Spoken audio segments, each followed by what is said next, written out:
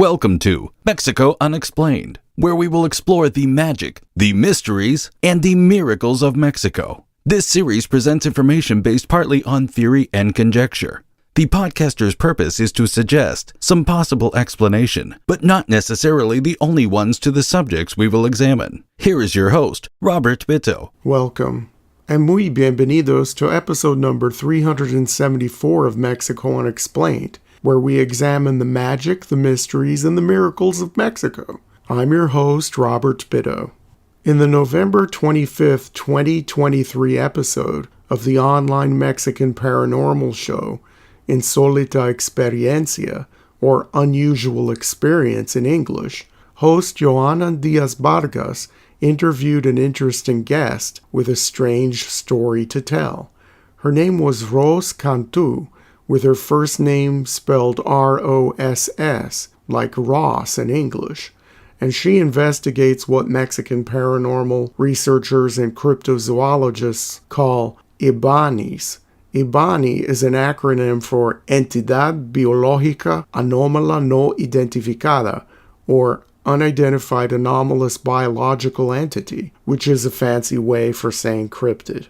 The unidentified anomalous biological entity that was the topic of conversation on this November 25th, 2023 show was very difficult to describe as there were very few witnesses who actually saw it, although there were quite a few people who saw what it left behind in its wake. What they saw was so chilling and so unnerving that the host of Insólita Experiencia, Joana Diaz Vargas, could not put the photos he had on the screen for fear of upsetting either his audience, the YouTube censors, or both. In late August of 2023, a cluster of small ranches in the northern part of the Mexican state of Durango were visited by a strange creature that killed over 20 animals and injured others over the course of a week in 3 separate instances. This alleged creature attacked goats, sheep, and chickens, and limited its attacks to a small rectangular zone in the north-central part of the municipio or county of Lerdo, just south of the city of Gómez Palacio, near Durango's border with the state of Coahuila. The closest small town to the attacks is a place called San Luis del Alto. The sparsely populated area is mostly high desert, with some hilly places, and contains ranches ranging in size from a few acres to several hundred acres. Immediately to the west of San Luis del Alto, in the same municipio of Lerdo, is the Cañón de Fernández State Park, an untouched and mostly unexplored wilderness of sheer cliff canyons and cypress forests that contain trees that are over 1,400 years old. On August 30th, 2023, a family on a small ranch in Lerdo woke up to find 10 of their animals dead in a very strange way. People living on these ranches are no strangers to the occasional predator going after their livestock. But what this family experienced was beyond anything they had ever been through.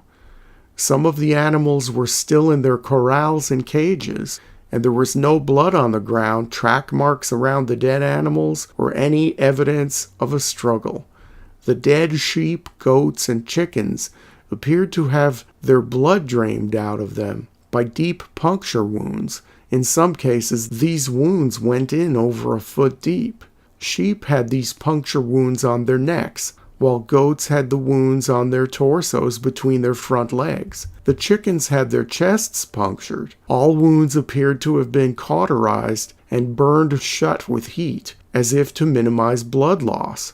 Additionally, some of the carcasses had strange circular suction cup marks on them, like a scene out of the Star Trek episode The Man Trap, featuring the shaggy, hideous-looking salt vampire that sucked all the salt out of its victims before killing them.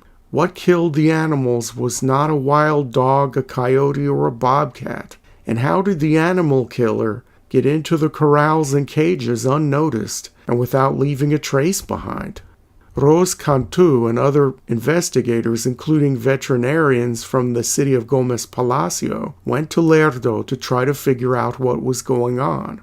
When touring the sites, they asked a lot of questions. Cantu was specifically wanting to know if there were any witnesses to these attacks or if anyone in the area saw or heard anything out of the ordinary on or around the days these instances took place. A few locals mentioned luces malas, or bad lights, associated with the early evenings in late August. What were these luces malas? No one was certain, but it seemed as if they were some sort of atmospheric phenomenon seen coming off the nearby hills. Also from those low hills, a few people claimed to have seen a gigantic bird-like creature, which they called an hombre pájaro, or simply translated a birdman. These sightings, these witnesses claimed, were not just restricted to late August, but have been occurring off and on throughout the years in the area. The possibility of a gigantic bird humanoid creature existing in northern Mexico was investigated in Mexico Unexplained episode number 311. According to some of the locals, the nearby hills have been the setting of many strange things happening, with legends from local indigenous groups going back to a time before the Spanish conquest. On the night of one of the attacks, a teenage boy claimed to have seen a feline creature on its hind legs, walking like a human, near one of the animal corrals. When the animal sensed it was being watched, it ran off into the desert. No one took any photos of the birdman or the upright cat-like creature, and no one thought to take pictures of any tracks that may have been in the dirt the day after these sightings. Many people in and around the ranchos were very reluctant to talk about these killings. Some claimed that they didn't want to draw attention to the area, and others were afraid their sanity would be questioned. Unlike other places in Mexico where paranormal activity has allegedly been experienced, the people of Lerdo did not want curiosity seekers to come poking around their corrals and cages. The conclusion here is that sightings of the Lerdo monster were not talked about with the intent to draw tourists to the area. Far from it. An interesting aspect of this whole series of incidents has to do with a lingering smell at the sites of the attacks. Paranormal investigator Rose Cantu said that it smelled like a combination of blood and bleach. A veterinarian at one of the sites, who was present when Cantu was conducting her investigations, claimed that the distinct odor smelled like oxandole.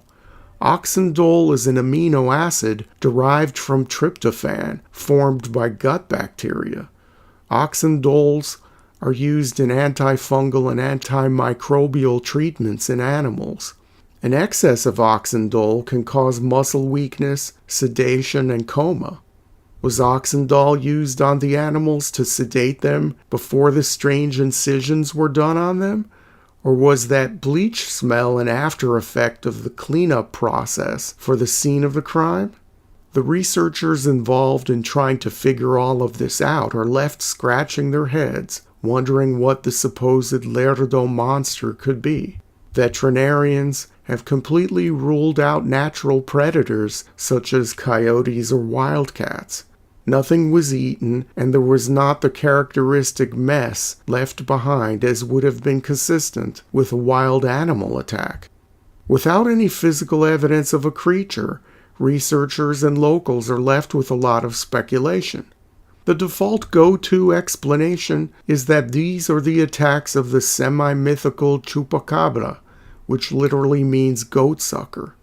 The Chupacabra grew in popularity in the late 1990s, but there have been less and less reports of this creature throughout Mexico since the beginning of the 21st century.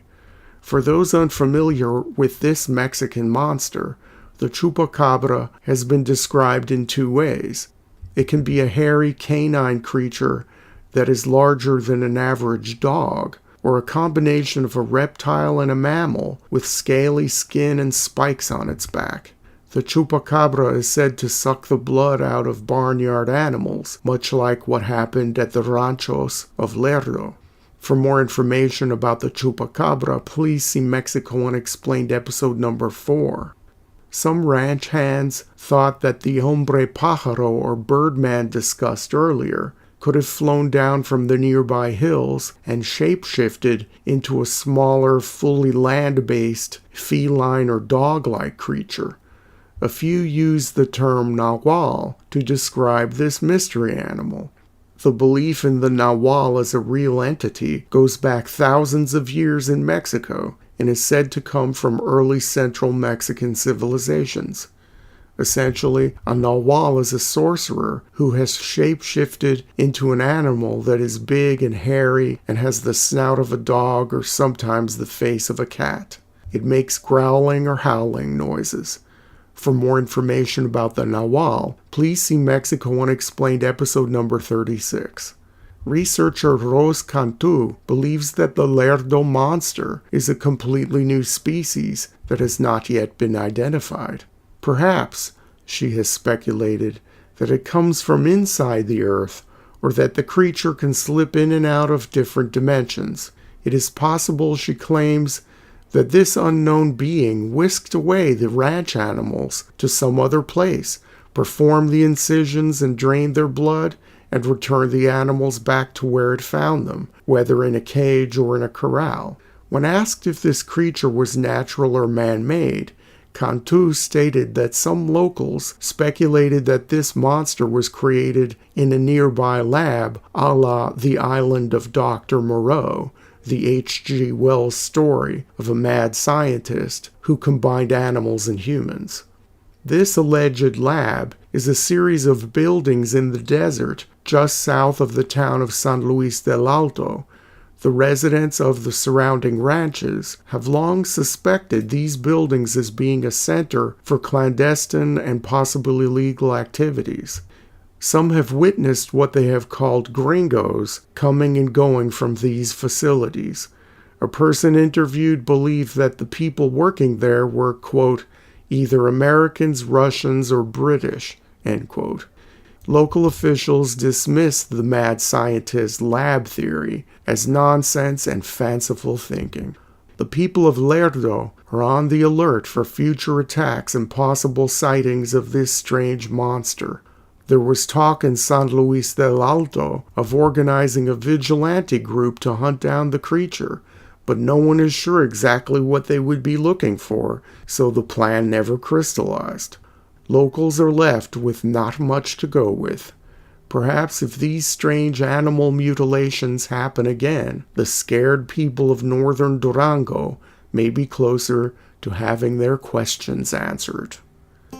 Thank you once again for listening to another episode of Mexico Unexplained. Remember to like and subscribe to us on YouTube and follow us on Twitter and TikTok. Tell your friends by sharing these shows with others. Please go to our website, MexicoUnexplained.com, for references, illustrations, and for free access to transcripts of past shows. Please visit Amazon.com to purchase the books Mexico Unexplained and Mexican Monsters and Mexican Miracles to get hard copies of the magic, the mysteries, and the miracles of Mexico. We appreciate your kind attention once again. Until next time, thank you and gracias. Thank you for listening to another episode of Mexico Unexplained with host Robert Bitto. For show summary, relevant links and commentary, please check out our website at mexicounexplained.com. Like us on Facebook and be a part of the conversation. Adios and hasta la vista.